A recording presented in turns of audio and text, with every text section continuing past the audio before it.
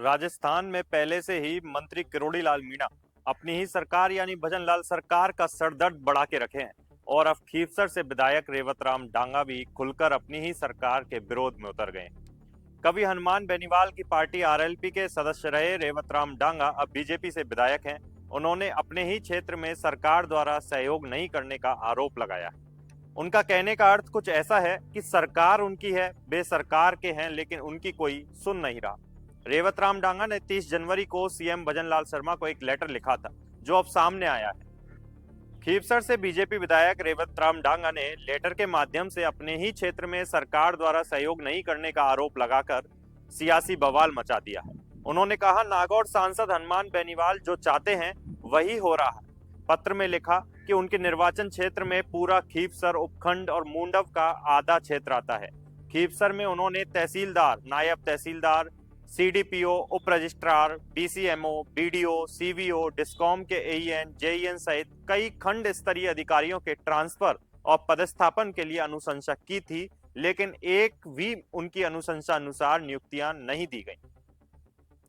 रेवत राम डांगा ने आरोप लगाते हुए कहा कि उनके द्वारा नियुक्तियां नहीं दी गई, लेकिन आरएलपी की विचारधारा के अधिकारियों और कर्मचारियों को खीवसर क्षेत्र में पदस्थापन दिया गया, ट्रांसफर किया गया। इससे खीवसर क्षेत्र के जो भाजपा पदाधिकारी हैं और कार्यकर्ताएं हैं, उनमें रोष है। डांगा ने पत्र में लिखा कि प्रदेश में बीजेपी की सरकार है और वे खुद खीवसर से बीजेपी के विधायक हैं। इसके बाद भी आरएलपी सांसद हनुमान बेनीवाल दोनों ही पार्टियों से सांठगांठ करके राजनीति चला रहे हैं। यह उनके अलावा खीवसर के बीजेपी पदाधिकारियों और कार्यकर्ताओं के साथ अन्याय है। ऐसे ही ट्रांसफर और पदस्थापन होते रहे तो मैं और पार्टी के पदाधिकारी और कार्यकर्ता पार्टी को मजबूत कैसे करेंगे। मीडिया रिपोर्ट्स की माने तो रेवत राम डांगा ने बताया कि उनकी पत्नी गीता देवी मुंडवा में प्रधान है। उन्होंने मुंडवा पंचायत समिति में सहायक लेखाधिकारी के ट्रांसफर के लिए एक अनुशंसा की थी, उसका आज तक ट्रांसफर नहीं हुआ। यह उनके राजनीतिक रूप से कमजोर करने का षड्यंत्र है, जो आरएलपी सुप्रीमो हनुमान बेनीवाल के निर्देश पर किया जा रहा है। इस तरह के आरोप रेवत राम डांगा ने अपनी ही सरकार पर लगाए। रेवत राम डांगा कहते हैं कि अगर यही हाल रहा तो आगामी पंचायत समिति व निकाय चुनावों में पार्टी की स्थिति गंभीर बुरी हो सकती है। रेवत राम डांगा के इन आरोपों पर अभी तक भजन लाल सरकार की तरफ से तो कोई जवाब नहीं आया, लेकिन आपको बता दें, लोकसभा चुनाव 2024 में हनुमान बेनीवाल नागौर से सांसद बने थे तो खीवसर विधानसभा सीट खाली हुई थी। उपचुनाव में हनुमान बेनीवाल ने अपनी पत्नी कनिका बेनीवाल को मैदान में उतारा था। तब रेवत राम डांगा बीजेपी से खीवसर विधानसभा से प्रत्याशी बने और उपचुनाव में कनिका बेनीवाल को हरा दिया।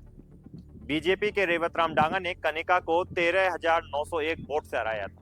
डांगा को उस वक्त 1,08,628 वोट मिले थे और कनिका को 94,727 वोट।